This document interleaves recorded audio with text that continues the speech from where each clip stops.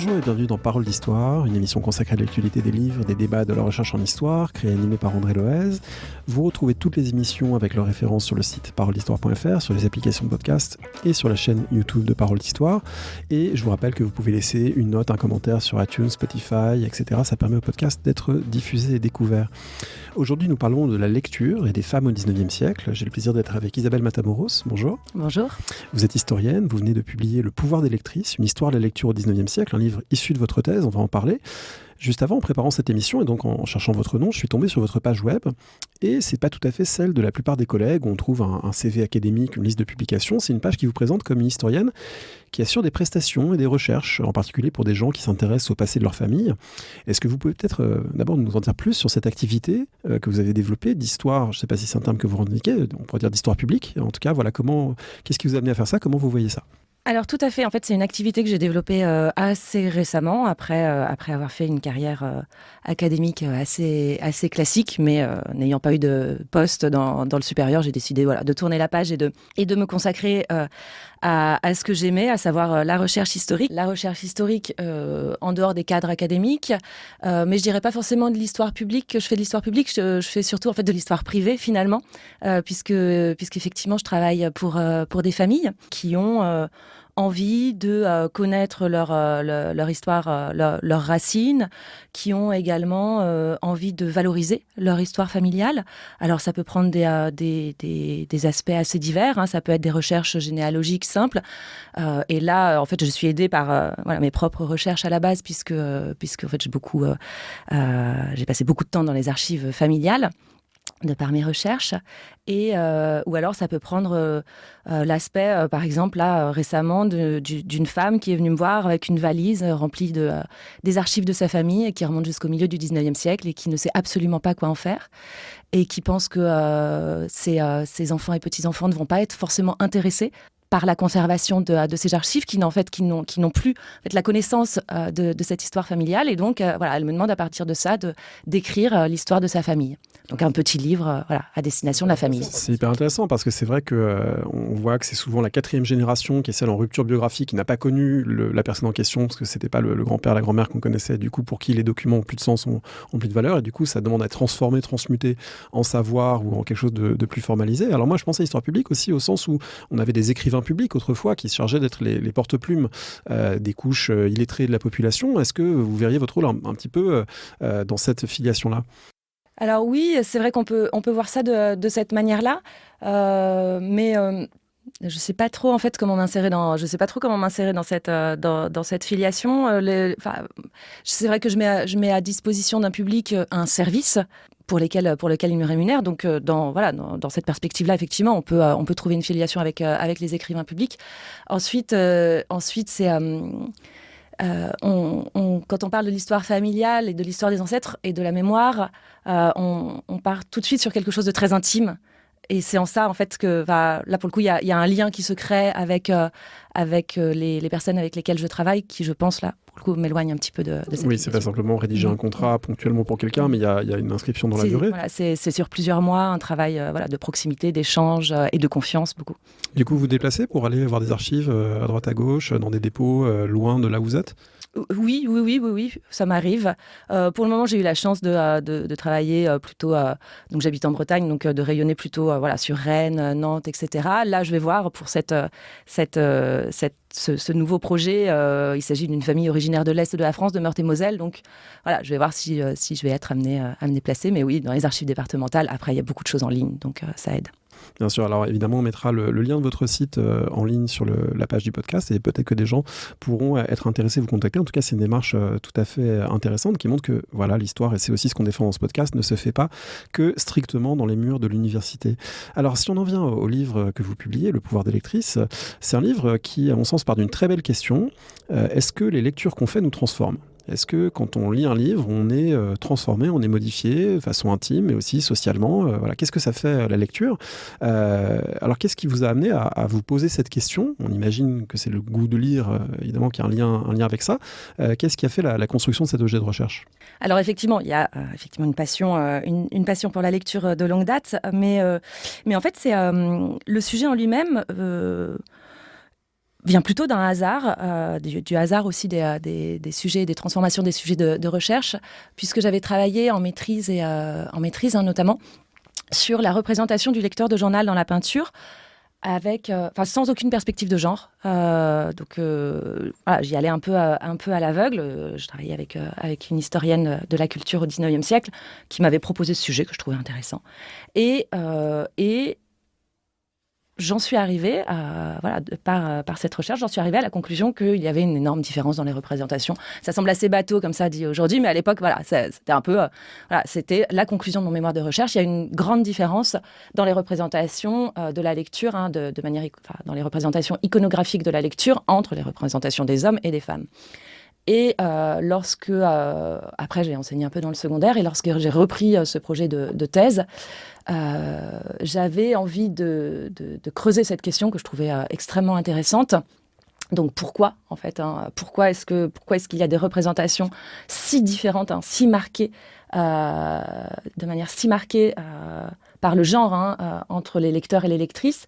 J'avais envie de creuser cette question, mais non plus uniquement du point de vue des discours et des représentations, mais du point de vue des lectrices elles-mêmes. Donc savoir en fait ce qu'elles pensaient de leur lecture, ce que la lecture avait comme effet sur elles, ce que vous évoquiez au début, et aussi tout simplement qu'est-ce qu'elles lisaient, parce que les représentations ne nous donnent accès finalement qu'à un discours. Alors du coup, une question me vient, parce que le livre n'a pas de cahier icono, et il y a une très belle peinture d'Elisabeth Vigée-Lebrun en couverture, mais c'est pas sa dimension qui est explorée. Donc peut-être dites-nous à quoi ça correspond, cette différence de représentation que vous aviez travaillée. Les femmes lectrices sont montrées comment par rapport aux hommes? Alors la principale différence, en tout cas pour la lecture du 19e siècle, sur la peinture du 19e siècle sur laquelle j'ai travaillé, c'est que les lectrices sont quasiment exclusivement représentées seules. C'est-à-dire qu'on va mettre en avant, les peintres vont mettre en avant une lecture solitaire, très généralement en intérieur. Et quand je dis en intérieur, c'est chez elles, dans leur domicile. Et donc, ils vont mettre l'accent sur le fait que les femmes sont, quand elles lisent, généralement plongées dans leur roman, comme complètement subjuguées, absorbées par leur lecture. Tandis que les hommes, et c'était très flagrant dans le cas de la lecture du journal, les hommes peuvent être sont rarement représentés seuls chez eux en train de lire, mais vont être beaucoup plus représentés par exemple au café ou dans la rue en train de lire le journal et de débattre autour de cet objet. Donc évidemment le grand partage genré que le Code civil en 1804 a institutionnalisé de manière massive pour le 19e siècle français. Alors un des intérêts très forts de votre livre, c'est justement de ne pas en rester à ces images, mais d'essayer de cerner des pratiques. Et il y a un paradoxe, c'est que pour le faire, vous allez approcher des écrits féminins, et donc on approche la lecture par l'écriture. Et c'est un paradoxe parce que lire n'est pas toujours quelque chose qui s'écrit. Lire un livre n'est pas toujours un événement aussi marquant qu'un mariage ou un voyage. Ça peut être une lecture routinière habituelle, on lit une demi-heure le soir avant de s'endormir, donc c'est pas forcément quelque chose qui va déclencher l'acte d'écriture de la même manière. Alors comment vous avez fait pour essayer de traquer dans des textes les signes, les traces de l'activité de lectrice ? Alors, ça a été un long travail de traque, justement. Déjà, des écrits personnels féminins en eux-mêmes, puisqu'il y avait quelques bases de données, mais qui étaient forcément incomplètes, parce qu'il n'y a jamais eu de recensement exhaustif. D'ailleurs, c'est très loin d'être le cas avec mon ouvrage. Oui, il faut dire malgré tout que ça progresse. L'idée que les écrits du fort privé, il y a eu un groupe de recherche sur le fort privé, il y a l'association pour l'autobiographie, il y a plein de gens, et Philippe Lejeune, il y a plein de gens qui ont fait des efforts pour construire des corpus de plus en plus accessibles. On peut dire que les gens qui se lanceraient aujourd'hui en master sur ces sujets auraient plus de matériaux à disposition, sans doute que vous n'en avez eu. Bien sûr, et je suis partie de toutes ces bases de recherche et de l'association pour l'autobiographie, où j'ai trouvé vraiment de véritables pépites.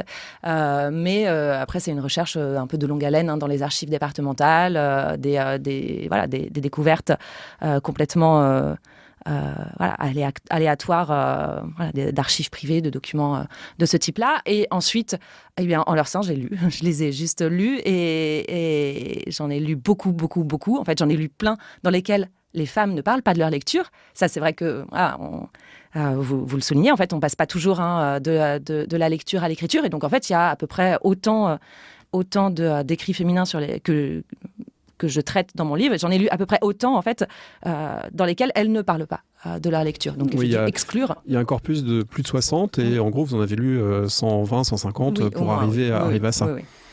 Oui. Ce qui pourrait donner, d'ailleurs, matière à une très belle base de données sur les écrits féminins du début du 19e siècle.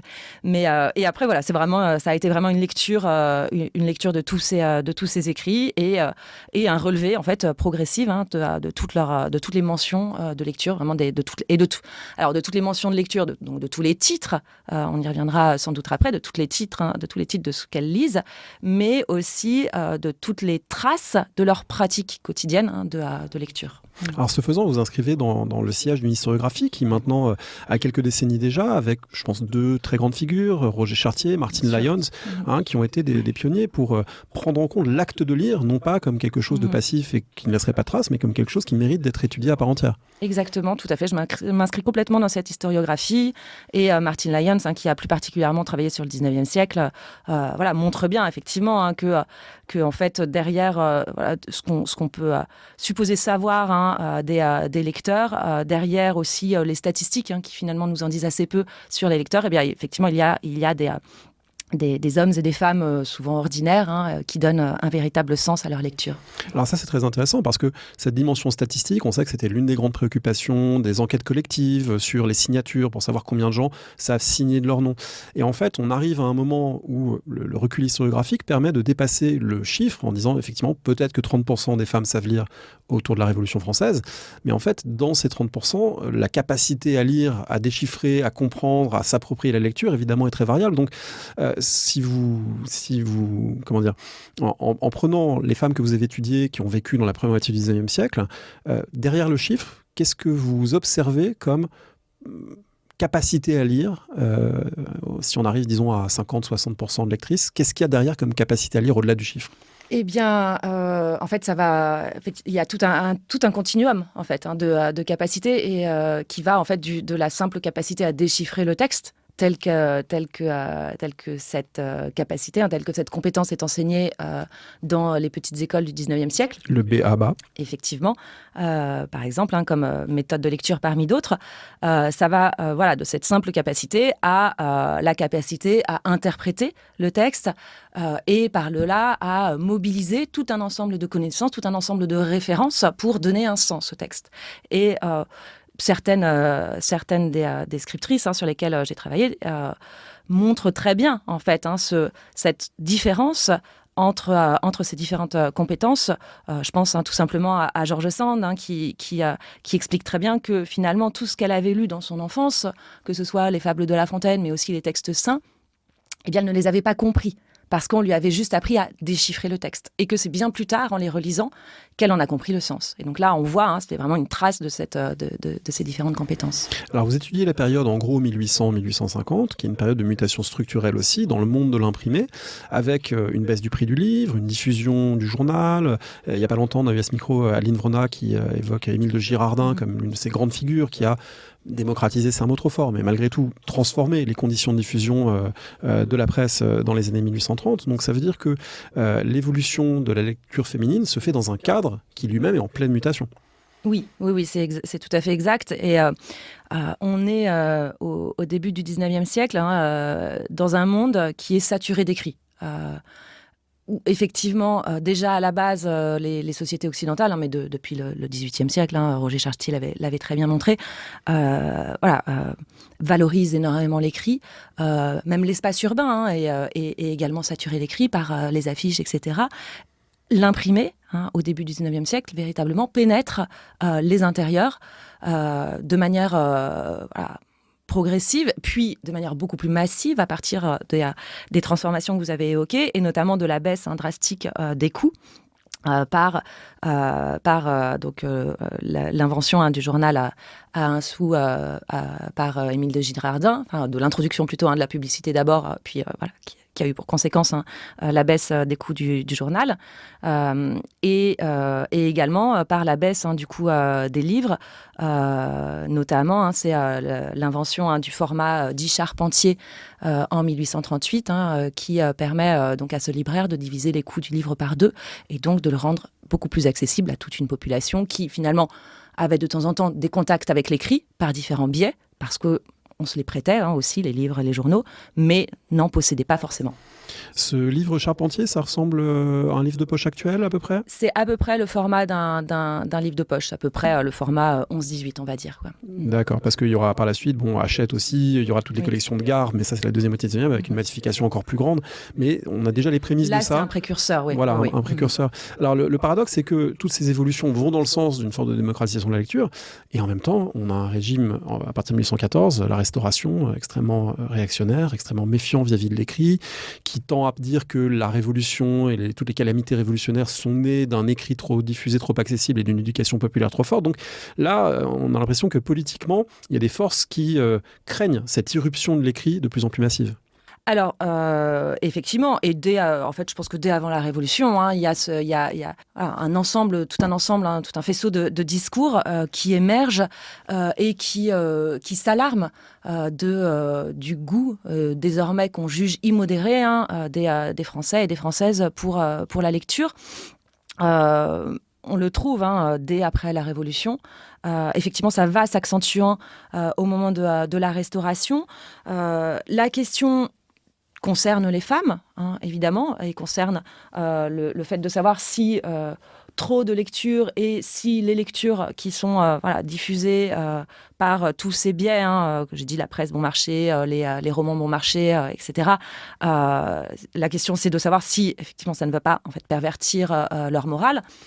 Et donc provoquer une dégradation de la morale de la société française. Et la question va aussi concerner bien évidemment le peuple, avec notamment dans les années 1830-1840 l'émergence de tout un discours extrêmement alarmiste sur la lecture du peuple.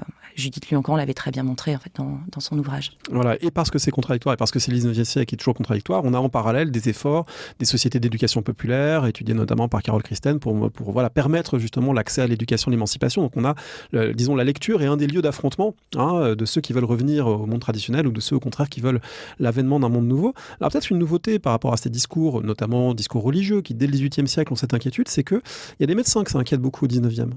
Et cette place du discours médical, vous l'évoquez à plusieurs moments dans le livre en disant, il y a des médecins qui disent, attention, lire peut être dangereux pour la santé des femmes. Oui, alors c'est un discours qui n'est pas totalement nouveau. On le trouve déjà au XVIIIe siècle chez un médecin suisse comme Samuel Tissot qui a pratiqué auprès de la bonne société. Auprès de la cour, on trouve déjà des mises en garde, comme quoi si une jeune fille lit des romans à 10 ans, elle sera hystérique à 20 ans. Mais c'est vrai que au début du XIXe siècle, avec toute l'idéologie médicale, comme quoi finalement hommes et femmes ont des natures ontologiquement différentes et que par ce fait-là, en fait, ils n'ont pas les mêmes capacités à recevoir et à comprendre, à assimiler et à interpréter le texte, les médecins vont effectivement décrire de nombreux cas de lectrices qui se sont laissés complètement subjuguer par leur lecture et chez qui cela aurait déclenché par exemple des crises d'hystérie, qui est vraiment le grand mal féminin du XIXe siècle. Hystérie, on trouve aussi des cas de nymphomanie ou de démonomanie chez un grand analyniste comme Esquirol. Alors on va revenir sur toute la dimension de contrôle des lectures que ça peut générer, contrôle aussi bien matériel, formel, fermé à clé en bibliothèque, que contrôle des listes de livres prescrits ou au contraire interdits. Mais avant ça, il faut partir du point de départ de votre livre qui est comment on apprend à lire et est-ce qu'il y a une spécificité genrée dans l'apprentissage et vous montrer que finalement c'est peut-être plutôt à l'enfance plus tardive, l'adolescence, entre 7 et 15 ans, que ça va se jouer, que dans la petite enfance finalement, des lectures féminines coexistent avec des lectures masculines, ou en tout cas qu'il y a des lectures enfantines peut-être moins différenciées. Oui, tout à fait. En fait, pareil, c'est pas forcément propre au tout début du 19e siècle. On retrouve déjà cette idée-là chez Fénelon. Mais ce qui est sûr, c'est que les pédagogues considèrent que finalement, à peu près jusqu'à l'âge de raison, filles et garçons peuvent être élevés conjointement. Et dans cette éducation, qui est d'abord une éducation morale du jeune enfant, la lecture occupe une place, mais les pédagogues ne distinguent pas de lecture spécifique pour les garçons ou pour les filles. À partir de, on va dire, 3-4 ans, c'est assez précoce, voilà, entre 3 et 5 ans, on va dire, que ce soit les institutrices, les gouvernantes et surtout au 19e siècle, les mères de famille, doivent commencer à lire aux enfants des contes, des fables, tout ce qui peut en fait ouvrir leur imagination.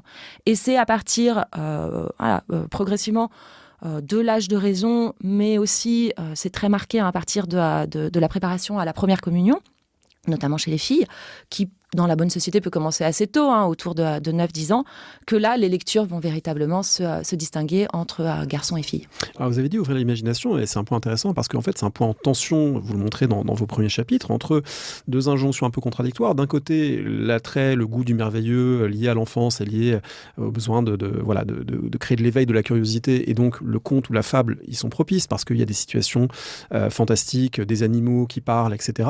Et en même temps, un conte, une fable, très souvent, ont une morale, et même la fable presque systématiquement ont une morale, et ça veut dire qu'il y a l'imagination, mais il y a aussi les prescriptions et les normes de la société qui passent à travers ça. Donc c'est des lectures qui, malgré le fait qu'on n'est pas encore dans la préparation de la communion, dès l'âge de 5 ou 6 ans, il y a quand même des morales qui sont soulignées, des interdits qui passent à travers ces lectures. Bien sûr, et toutes les fables et toutes les histoires pour enfants doivent avoir une teneur morale, et à partir de la fin du XVIIIe siècle, quand émerge véritablement cette littérature enfantine, que ce soit les histoires de Berquin, que ce soit l'éveillé au château de Madame de Genlis, ce sont des petites histoires qui sont facilement accessibles aux enfants, mais qui contiennent une très forte dimension morale.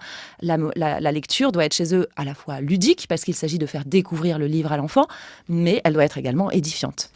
Alors, ces lectures enfantines, elles sont dures à reconstituer par nature, parce que les souvenirs d'enfance sont lointains, on en a peu de traces. Il y a un très beau document que vous reproduisez, page 73 dans le livre, qui est ces pages de garde d'un livre, gribouillé par plusieurs, sans doute, membres d'une fratrie, qui disent « ce livre est à moi », Gara, qui celui qu'il prendra, je ne sais plus exactement quelle est la formule, mais voilà, on a quand même, et comme c'est le cas évidemment toujours, des enfants qui gribouillent leurs livres, et du coup ça nous donne une petite trace d'usage de la lecture non conforme, parce qu'évidemment il y a toutes les prescriptions, on a des manuels éducatifs qui disent voilà comment un enfant doit lire, mais on se doute bien qu'à côté de ces prescriptions, il y a la pratique, et que cette pratique est parfois non conforme.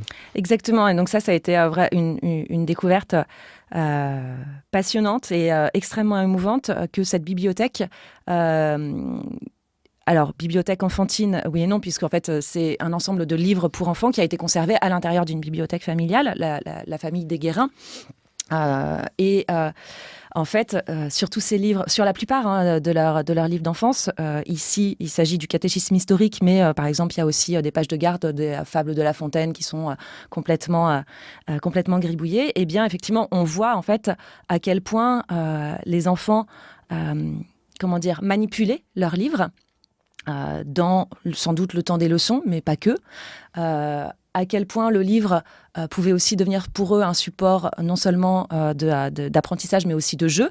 Ils s'envoient, en fait, de temps en temps, ils s'écrivent des petits mots interposés comme on peut en fait, se faire circuler un bout de papier avec un petit mot à son Il ne faut pas faire ça en classe. Je rappelle à tous les gens qui nous écoutent que c'est tout à fait interdit. Et donc, ce qui m'a vraiment frappée, c'est que... ça remettait complètement en cause l'idée que, puisque le livre était un objet cher et rare auparavant, les hommes et les femmes du passé en avaient un usage très révérencieux, le manipulaient avec beaucoup de précaution.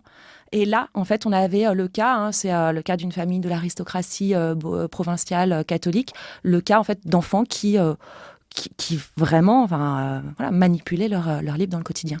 La seule chose qu'on peut dire pour dire quand même que c'était mieux avant, c'est qu'ils n'avaient pas de stabilo. Et ça, le stabilo sur le livre, c'est quand même l'interdit le plus grave, à mon avis, qu'on puisse prononcer. Alors, il y a un très beau passage dans votre livre également où vous décrivez les relations adelphiques, c'est-à-dire les relations au sein de fratries, les relations entre frères et sœurs ou entre frères, en montrant notamment que lorsqu'il y a un frère ou un frère aîné en particulier, ça peut être une occasion pour des petites filles d'accéder à des lectures ou à des manières de lire qui les sortent un petit peu de leurs conditions. Oui, c'est exact. En fait, c'était frappant en fait, quand j'essayais de reconstituer les trajectoires scolaires, entre guillemets, scolaires, puisque plus souvent elles sont élevées chez elles, les trajectoires scolaires de ces femmes du début du 19e siècle, de voir à quel point elles étaient toujours désavantagées par leurs frères quand elles grandissaient dans une fratrie mixte, dans le sens où dans les milieux les plus aisés, bien sûr, mais aussi dans les milieux plus populaires,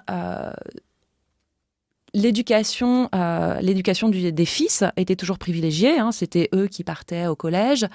C'était eux, dans les milieux plus populaires, qui partaient, par exemple, au petit séminaire. Et donc, elles étaient très désavantagées. Mais c'était frappant également de voir à quel point, dans le quotidien de l'éducation, parce que leurs frères avaient accès à un savoir qui leur était pour le coup interdit, eh bien, elles pouvaient trouver des moyens d'y accéder également. Pour ne prendre qu'un exemple, la Saint-Simonienne Suzanne Walquin, d'origine populaire, qui a grandi à Paris, voit son frère partir au petit séminaire, puisque c'est une voie royale pour les fils des milieux ouvriers. De trouver un état. Donc, il devient, d'après ce qu'elle dit, le lettré de la famille, comme elle l'appelle. Mais elle, ensuite, va apprendre par elle-même, de manière autodidacte, par la lecture plutôt, des dictionnaires que son frère ramène à la maison. Et donc, on a tout un tas de situations qui permettent en fait de contourner un peu ces obstacles. Alors, c'est aussi un moment très intéressant, le moment de l'adolescence, parce que le moment de l'adolescence, c'est le moment à la fois où sans doute il y a les prescriptions les plus fortes, parce que c'est le moment de la puberté, donc d'une sexualité des jeunes filles absolument à contrôler, de lectures qui doivent être édifiantes, qui ne doivent pas exciter les sens. Passer de longues heures à lire, c'est bien, mais de trop longues heures, parce que si on est chez soi à lire, on n'est pas dehors en train de faire des bêtises, mais de trop longues heures à lire, c'est en même temps l'imagination qui peut être demandante. Donc, c'est le moment peut-être où il y a le plus de discours normatifs sur les lectrices. Et paradoxalement, c'est aussi le moment où elles deviennent plus autonomes de leurs choix, de leurs envies, d'aller piocher dans la bibliothèque parentale interdite, un ouvrage qu'elles ne devraient pas lire. Donc c'est un moment très contradictoire de ce point de vue-là. Oui. Le 19e siècle, vraiment, porte à son comble l'idée qu'il faut préserver l'innocence de la jeune fille. C'est un vrai concept. Oui, on avait reçu Asmik Roy et Shalim Bada pour parler des nuits de noces. Voilà, tout à fait. Donc certaines découvrent dans la douleur et la violence, l'acte sexuel dont personne ne leur avait parlé. Et donc, pour préserver cette innocence, effectivement, il faut les préserver de tout ce qui concerne l'acte sexuel. Et la lecture est considérée, par les moralistes, mais aussi par les médecins qu'on a évoqués tout à l'heure, la lecture est considérée comme une voie d'accès à la sexualité. Parce que la lecture va leur ouvrir l'univers des relations passionnées entre hommes et femmes, mais ça peut être aussi la lecture de dictionnaires ou d'ouvrages scientifiques, médicaux, qui pourraient leur faire découvrir leur anatomie. Ouais, même la zoologie, même un bouquin sur les loups ou sur les ours, il peut y avoir du danger. Oui, il y a tout un tas en fait, de prescriptions pour que en fait, cette morale soit préservée. Et effectivement, qui dit prescription dit aussi volonté de les outrepasser de la part des premières concernées. Et donc, c'est vraiment le moment où les lectrices vont raconter leur quête un peu des romans interdits, qu'on se les transmette dans les pensionnats ou qu'on aille effectivement en cachette les lire dans la bibliothèque familiale. Alors, c'est quoi le best-seller de l'interdit, le livre qui serait le plus transgressif pour une lectrice des années 1830 Qu'est-ce qu'on peut aller chercher? Parce qu'il y a un patrimoine plus ancien, évidemment. Il y a des passages de Rousseau qui pourraient être troublants. Et puis, il y a des choses plus récentes. Alors, ça va être pour les jeunes lectrices. Je parle là, on reste sur à peu près l'âge de l'adolescence. Ça va être les romans sentimentaux, notamment. Il y a des pages, il y a une page magnifique dans les mémoires de Marie Dagou où elle raconte comment est-ce qu'elle a été lire dans la bibliothèque familiale qui était censée être fermée à clé, mais où par un adulte un jour avait qu'un adulte un jour avait oublié de fermer. Et donc elle raconte comment est-ce qu'elle a été lire toutes les romancières sentimentales du début du 19e siècle et comment elle s'est forgée tout un imaginaire d'héros et d'héroïnes, de preux chevaliers et de princesses à partir de ces lectures. Alors, ce qui amène du coup à l'une des questions que vous travaillez dans le livre, c'est dans quelle mesure le marché du livre s'adapte aussi à ces lectrices plus ou moins autonomes de leur choix, mais qui, malgré tout, sont de plus en plus nombreuses. Et du coup, dans quelle mesure on crée des sections féminines dans les collections de livres, on crée un secteur genré des lectures féminines, sachant qu'il y a aussi des vogues littéraires très générales, le romantisme, le roman historique, Walter Scott, et que hommes et femmes vont aller y piocher. Donc les deux coexistent en quelque sorte. Oui. Alors, concernant l'émergence de la littérature pour filles, des travaux universitaires ont très bien montré que le tournant se situait vraiment fin 18e, début du 19e siècle. Où effectivement les éditeurs vont commencer à proposer tout un ensemble d'ouvrages à destination vraiment des jeunes personnes, des jeunes filles, écrits le plus souvent par des femmes et qui vont mettre en scène des jeunes filles accomplissant leurs devoirs de filles respectueuses, charitables, etc. Donc on a toute une littérature très édifiante qui émerge à ce moment-là et qui connaît un certain succès. J'ajouterais que beaucoup de femmes autrices trouvent elles-mêmes le moyen d'écrire, trouvent un débouché professionnel dans toute cette littérature pour jeunes filles. Mais effectivement, c'est pas du tout la seule littérature à laquelle les jeunes filles ont accès. Est-ce qu'on peut dire un mot de la place de George Sand? Vous l'avez un petit peu dit, parce qu'elle émerge comme un modèle assez unique en son genre, par le succès qu'elle obtient, par les idées qu'elle défend, par un mode de vie aussi, dont on sait que sa séparation de corps avec son mari a fait scandale, a été très commentée. Donc du coup, elle a, dans ce paysage littéraire en train de se former, où des femmes autrices émergent, elle a une place un peu à part. Oui. Et là, j'ai quelques traces concernant la réception de George Sand par les femmes. Alors c'est déjà assez tardif par rapport finalement à mon corpus, puisqu'on est déjà au milieu des années 1830, mais on voit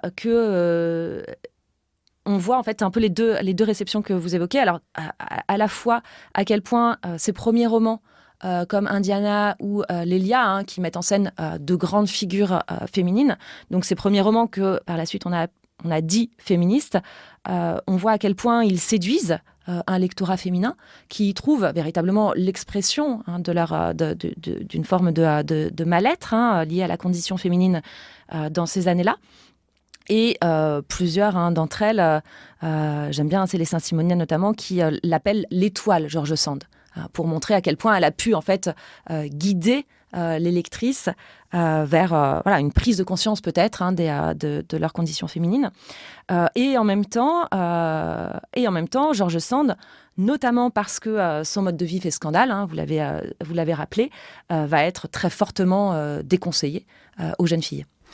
Le contrôle des lectures féminines, ça passe en partie par un contrôle des espaces, c'est-à-dire que la ville est un espace genré, que dans la ville, la bibliothèque n'est pas un lieu simple d'accès. Vous citez à un moment un interlocuteur qui dit à une femme qui pourtant, je crois, est institutrice, lui dit à Sophie Huliac, « Vous n'êtes pas encore en âge d'aller seule aux bibliothèques publiques ». Et juste après, on lit qu'elle a 37 ans, cette femme. Oui, j'aime beaucoup cette phrase, d'autant qu'elle vient d'Alexandre Duval, qui est à ce moment-là conservateur de la bibliothèque de l'Arsenal et un ami de son père, et qu'elle s'adresse à une femme, effectivement, alors qui a donné quelques leçons particulières, mais qui est surtout une autrice d'ouvrages pour enfants, avec une certaine renommée. Ces ouvrages sont vraiment beaucoup lus. Et pour moi, cette sentence cristallisait en fait toutes les difficultés que pouvaient avoir les femmes à accéder aux lieux de lecture publics. La Bibliothèque nationale, qui a été refondée au moment de la Révolution française, était censée être un lieu où les citoyens pouvaient avoir accès au savoir sans distinction. Mais on se rend compte que même s'il n'y a pas d'interdit formel, il n'y a rien dans les règlements de la Bibliothèque nationale, comme des bibliothèques municipales, qui signifie aux femmes qu'elles ne peuvent pas accéder à ces lieux. Eh bien, dans la pratique, il existe de nombreux obstacles symboliques qui les modèrent dans leur accès à ces lieux. Alors, il faut dire au passage que ce sont des choses qui se renversent dans la deuxième moitié du 19e.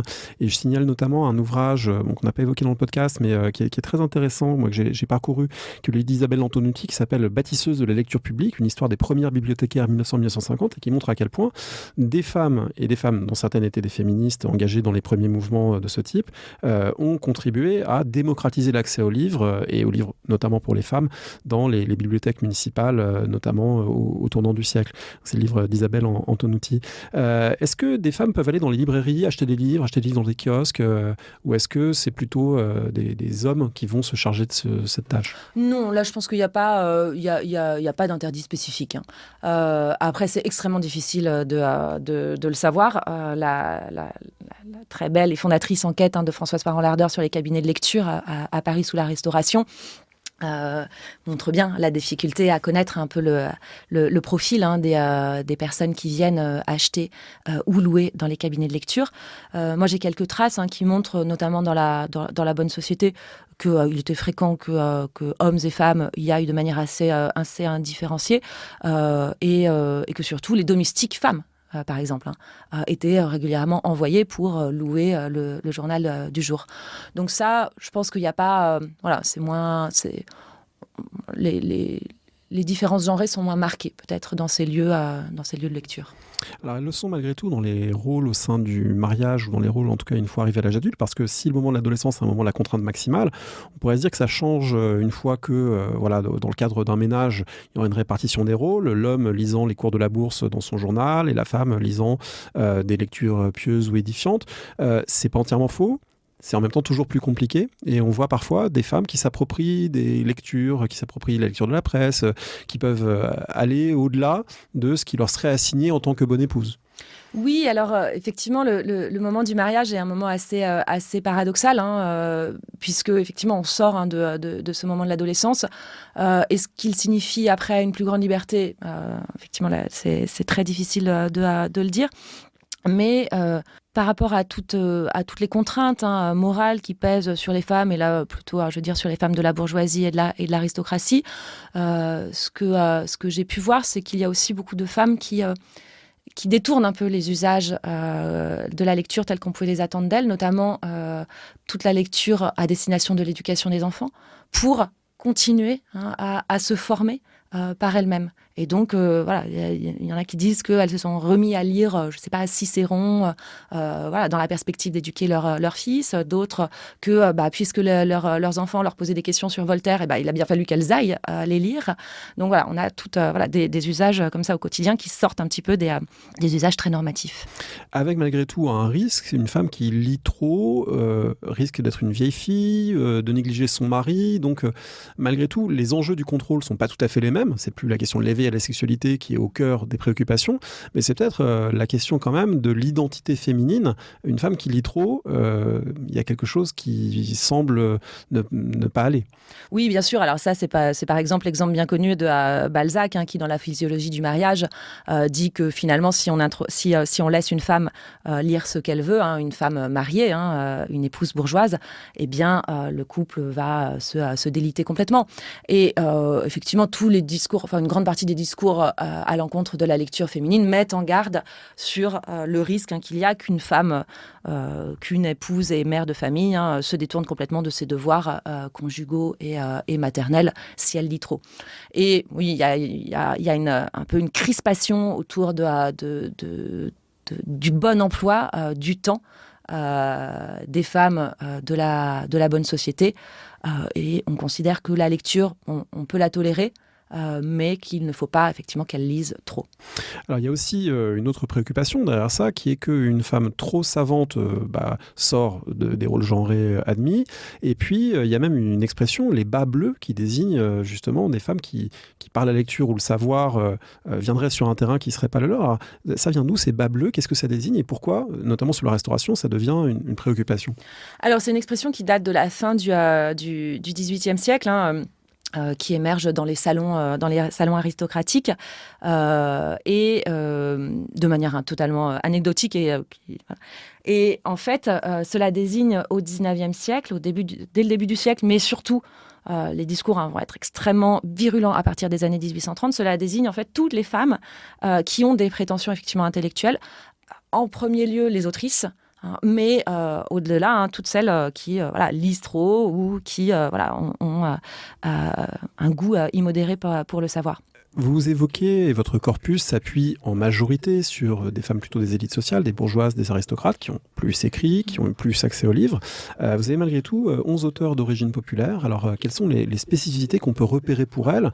Dans quelle mesure les lectures féminines de ces filles, d'artisans, de boutiquiers, de paysans parfois, sont les mêmes? Ou dans quelle mesure est-ce qu'il y a des pratiques particulières que vous avez pu repérer? Alors, dans quelle mesure les pratiques sont les mêmes?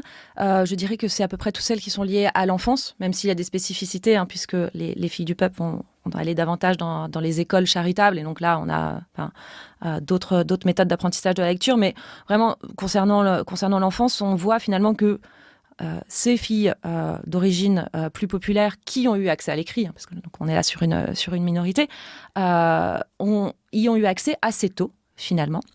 Parce qu'il y avait une volonté de la part des parents de les éduquer, que bien souvent, en fait, il y avait déjà quelques livres qui circulaient à l'intérieur des familles. Donc, on est déjà sur des milieux populaires assez alors non pas lettrés, mais en tout cas, qui ont un rapport avec l'écrit déjà assez de proximité. Mais par la suite, la principale différence que j'ai pu relever, c'est finalement que dans toutes les trajectoires en fait de lectrices populaires, le rapport avec l'écrit est perçu comme un moyen finalement de sortir de sa condition de fille ou fille d'ouvrier ou de fille d'artisan. Ça c'est ce que finalement les études sur les autobiographies ouvrières, notamment celle de Martine Lyons, ont très bien mis en avant. Et effectivement, pour le coup, les femmes de l'aristocratie ou de la bourgeoisie ne développent pas du tout le même rapport. C'est-à-dire que les femmes du peuple vont regarder leur père ou leur mère ou leur entourage proche comme plus ou moins des illettrés. Et elles vont sentir la différence qui s'est créée entre les générations, notamment, par le fait qu'elles-mêmes puissent lire. Alors, il y a des gens qui vont même plus loin dans l'idée que cette lecture peut être émancipatrice. Je pense à Flora Tristan, qui fait l'objet de votre 7e chapitre, en partie en tout cas, qui fait même pour une jeune femme du peuple qu'elle a un peu pris sous son aile, une blanchisseuse, un programme de lecture avec l'idée que ce programme de lecture sera la clé de son émancipation intellectuelle, familiale, sociale. Oui, ça c'est une relation tout à fait passionnante et magnifique qui se noue entre Flora Tristan, militante acharnée d'un socialisme, d'un nouveau socialisme et d'un féminisme assez novateur pour l'époque, avec une jeune lingère lyonnaise, Éléonore Blanc, qu'elle rencontre lorsque Flora Tristan commence son tour de France pour aller à la rencontre des ouvriers et pour les faire adhérer à son projet d'union ouvrière. Elle la rencontre et elle est tout de suite séduite par l'intelligence de cette jeune ouvrière. Et elle décide de la prendre sous son aile et d'en faire sa disciple.